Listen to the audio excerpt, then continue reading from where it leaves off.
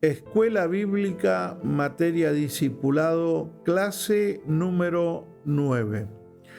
Buenos días, buenas tardes, buenas noches, según el horario que te estés conectando para ver este video, con este módulo, con estas clases de discipulados que esperamos sea de enorme bendición. A nosotros nos da una gran alegría poder hacerlo para amigos y compañeros que estamos distantes, y aprovechando estos medios de las redes sociales podemos llegar a diferentes lugares y que te sea una herramienta, una de las tantas que el Señor te puede dar para conocer más acerca de nuestro trabajo como discipuladores.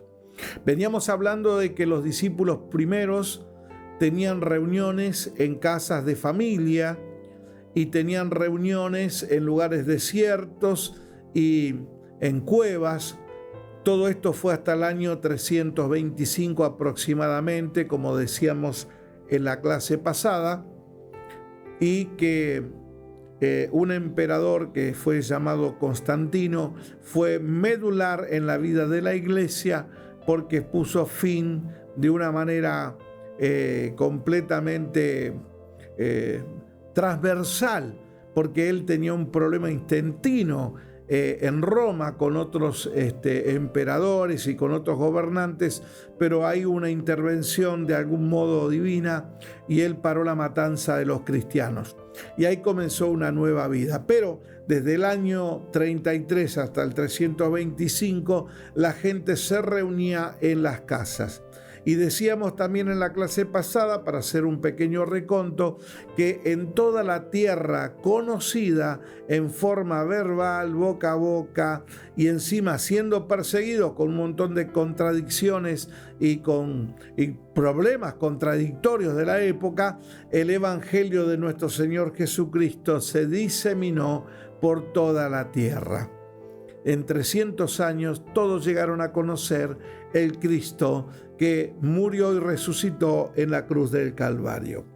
Bien, los primeros discípulos, como decíamos, tenían bien en claro que eran parte del cuerpo de Cristo y el Señor era parte principal de sus reuniones. O sea que cuando se reunían, los discípulos sabían claramente que el Espíritu Santo, el Espíritu dejado por el Señor Jesucristo, tomaba parte activa de sus reuniones. Por ejemplo, tenemos en el libro de Mateo, que el Señor lo dijo antes de morir y resucitar, capítulo 18, versículo 20, dejando este legado, Mateo 18, 20, porque donde están 2 o 3 congregados en mi nombre, allí estoy yo en medio de ellos. Este versículo lo dijo nuestro Señor Jesucristo.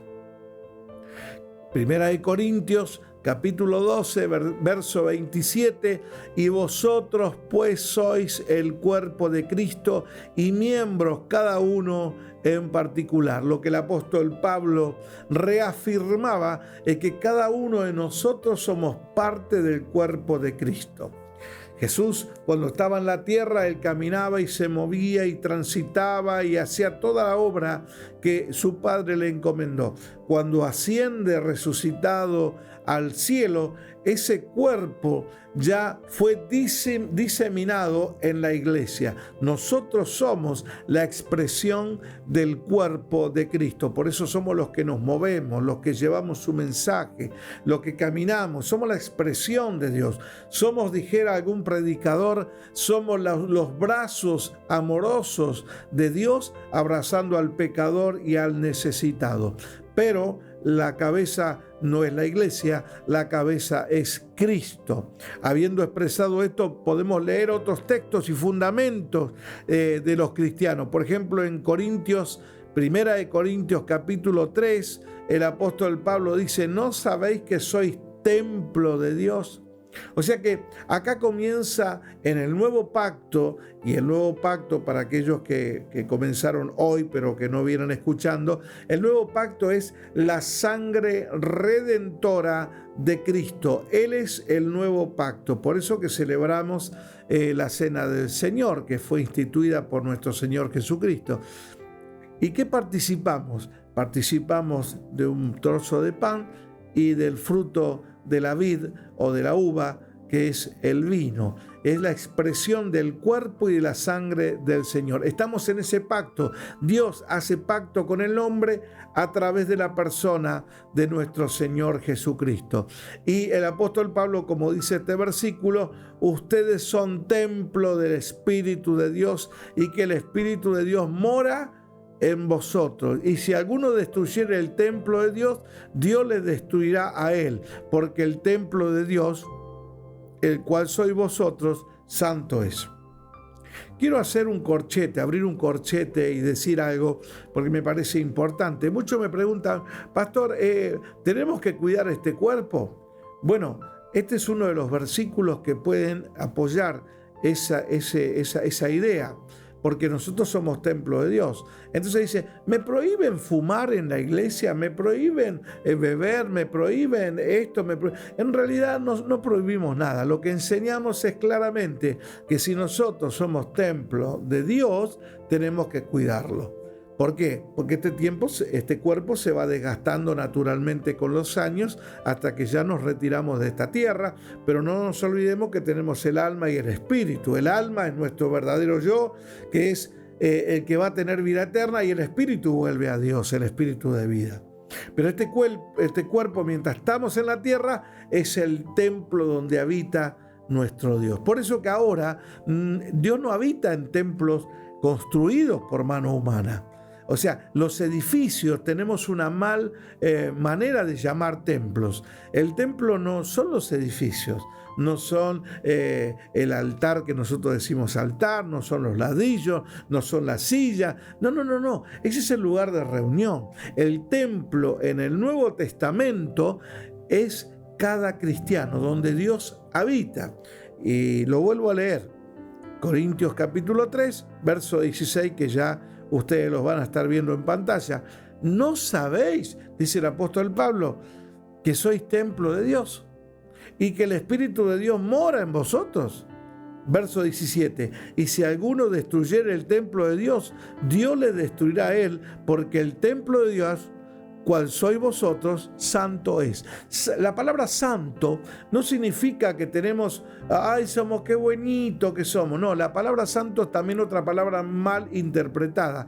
Algo santo es algo apartado, dedicado para una función especial. Usted es santo porque Dios a usted lo apartó para un trabajo especial. Yo soy santo porque Dios me apartó para un trabajo especial para Él. ¿Y cuál es el trabajo que nos encomendó a usted y a mí?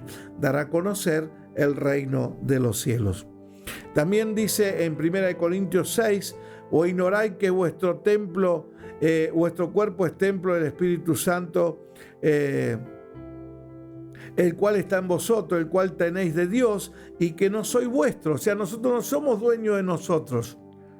El 20 dice, porque habéis sido comprado por precio, glorificad pues a Dios en vuestro cuerpo y en vuestro espíritu, los cuales son de Dios. Ya no nos pertenecemos más a nosotros mismos.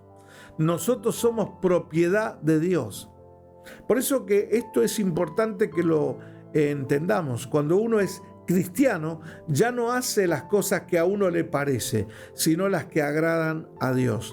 Ya no hago más mi voluntad, sino que mi voluntad está rendida a los pies de mi Señor, para hacer lo que a Él le agrada, para hacer lo que Él desea hacer. Por lo tanto, que ya nosotros no hacemos, tomamos decisiones porque sí, por eso que todo lo hacemos con una mentalidad reverente, pensando si ofendemos a Dios o no ofendemos a Dios con lo que hacemos, con lo que decimos, con nuestra forma de caminar. Bien, entonces dijimos que el templo de Dios ya no es los ladrillos.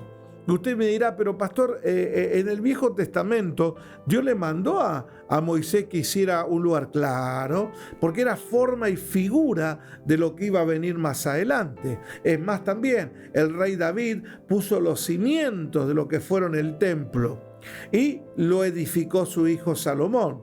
En ese lugar que fue destruido por guerras, que también ahí habla Esdras, Nehemías, los demás libros de la Biblia, fueron reedificados. Pero hoy no estamos en esos pactos, hoy estamos en el nuevo pacto que es nuestro Señor Jesucristo. Y el templo ya no es el templo que está en Israel, el templo es cada cristiano alberga al Espíritu de Dios y a Cristo. Podemos decir en una forma coloquial que el domicilio de nuestro Señor Jesucristo es usted, soy yo.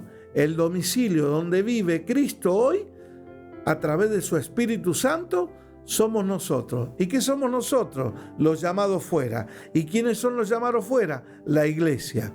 Entonces, si ponemos las cosas por su nombre, hoy el Espíritu de Dios está en su iglesia, que somos nosotros, y no son el sistema utilitario que utilizamos para las reuniones. Y eso ha traído muchos problemas.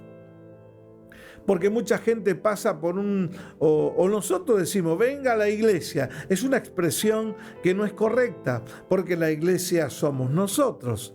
Entonces, ¿cómo debemos decir? Venga al lugar de reunión. Nos reunimos en este lugar para expresar, para glorificar el nombre de nuestro Señor Jesucristo. Ahí en el escrito que yo le estoy dejando a ustedes, dice: no debemos pensar bajo ningún punto de vista y conceptos propuestos por hombres o religión que el edificio de reunión, las casas, la silla, el púlpito, el pupitre, las Biblias y todo aquello que es tangible sea la iglesia o tenga algún valor similar a ella. Se comete un grave error y una difamación cuando tratamos las cosas materiales como iglesia o parte de ella.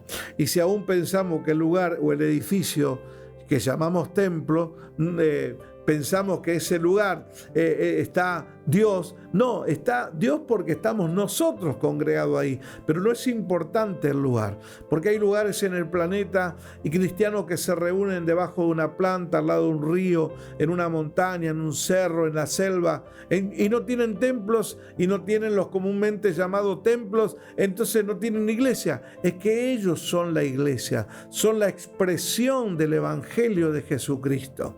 Espero que esto sea claro. Así que bueno, quiero también mostrar que, por ejemplo, hay algunos lugares que dice: esta es la casa de Dios.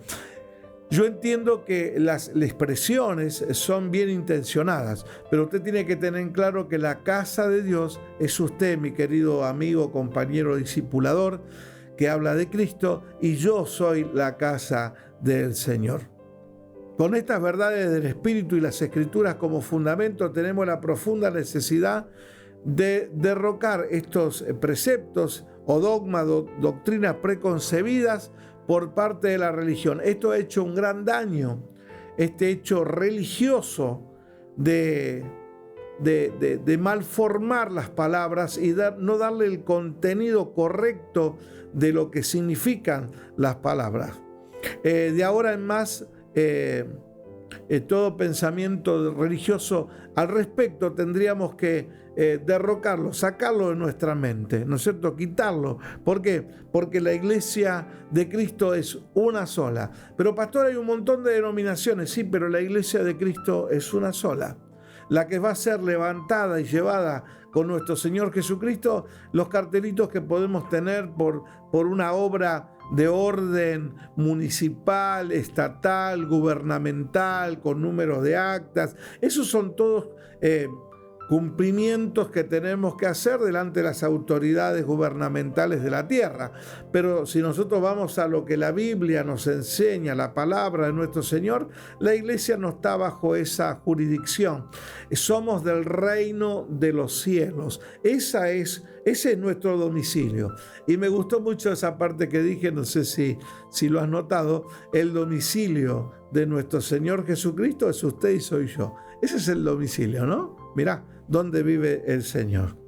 Te doy un versículo, Hebreos capítulo 12, versículo 28 dice: así que recibiendo nosotros un reino incorruptible, tengamos gratitud mediante ella, sirvamos a Dios agradándole con temor y con reverencia. Así que, ¿cómo es el reino que tenemos? Incorruptible. Curiosamente, el Señor Jesucristo, cuando hablaba con Pilato y Pilato le decía si él era rey, Y Jesús le respondía, ¿esto lo dice por ti mismo o te lo han dicho otros? Porque si vos me reconoces como rey, soy tu rey. Pero mi reino no es de esta tierra. Mi reino es eterno. Lo que debemos entender que nosotros estamos sobre la tierra como peregrinos, pero nuestro lugar no es la tierra, nuestro reinado es eterno. En la tierra solamente vamos a vivir 70, 80, 90, 100 años, no sé, lo que el Señor disponga y cada cuerpo tenga para poder mantenerse sobre la tierra, porque la vida y la muerte están en las manos de Dios.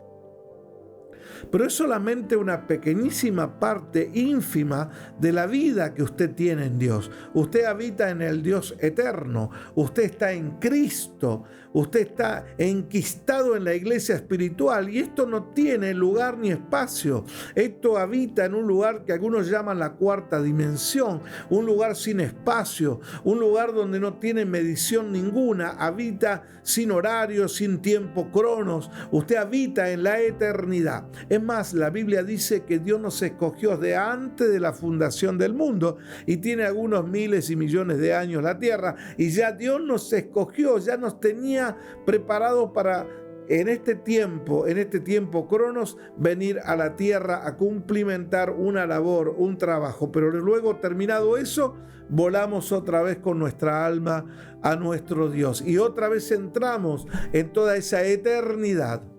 ¿Y qué es la eternidad? El lugar donde habita Dios. Por eso que Dios no está apurado con los años. Los años para nosotros transcurren en una forma rápida, vertiginosa, pero Dios no tiene ese problema que tenemos los mortales. El reino que Él tiene, dice Hebreos que estuvimos leyendo, 12:28, es un reino inconmovible. Tengamos gratitud, mediante ella sirvamos a Dios agradándole en todo con temor y reverencia. Lo primero que todo cristiano debe entender es que la predicación y la formación de una iglesia es consecuencia del orden de nuestro Señor Jesucristo. O sea, estamos aquí no porque nos gusta solamente reunirnos semanalmente, que por supuesto que es agradable.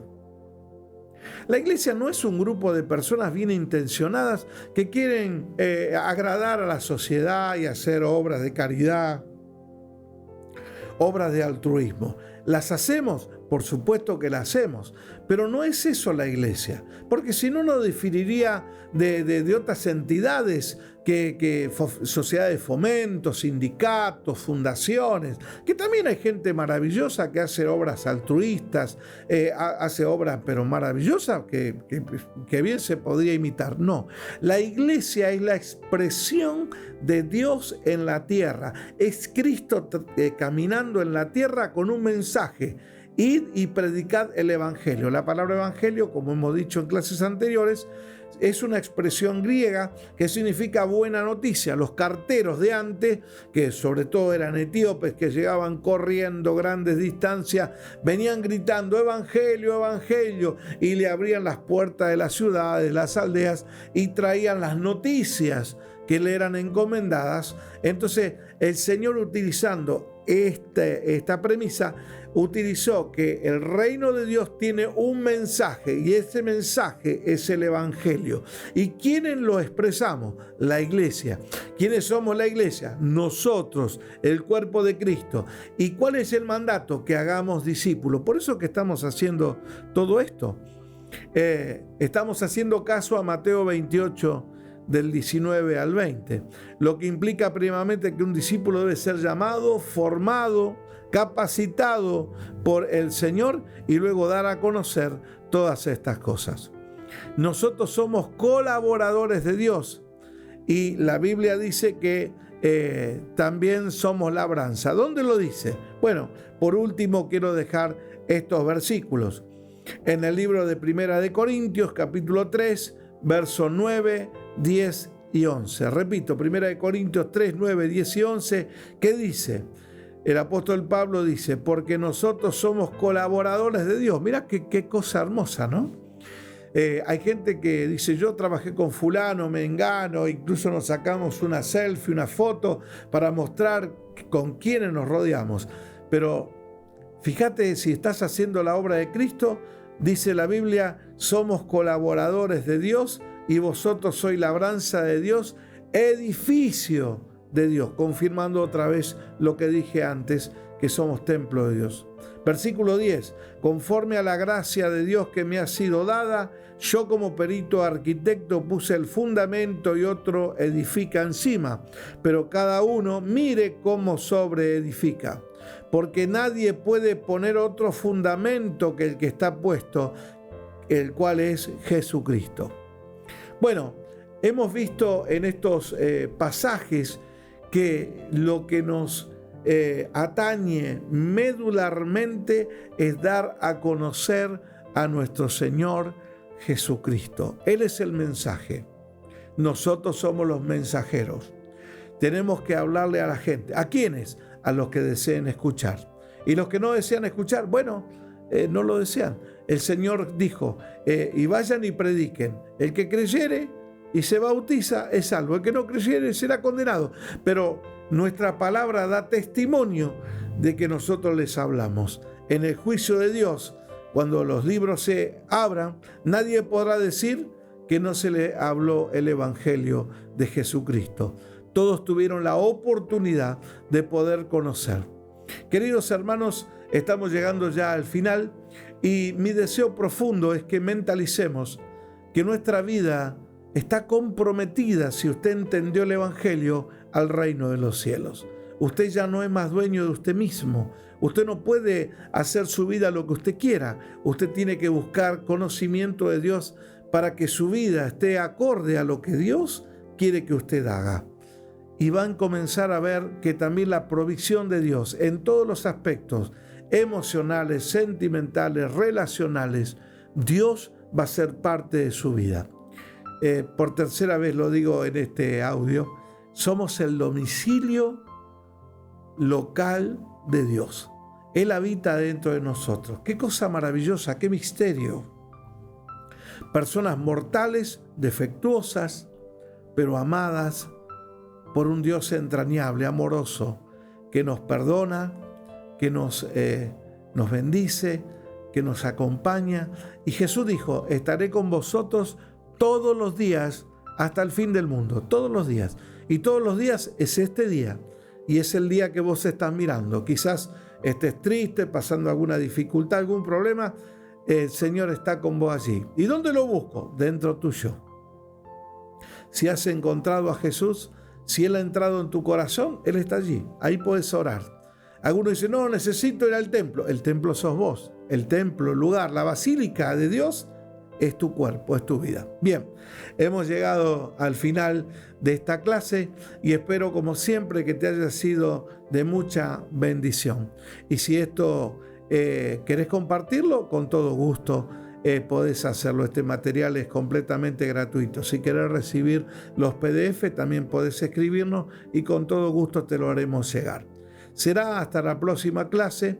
Quien te habla, el pastor Jorge Echazarreta. Dios te bendice.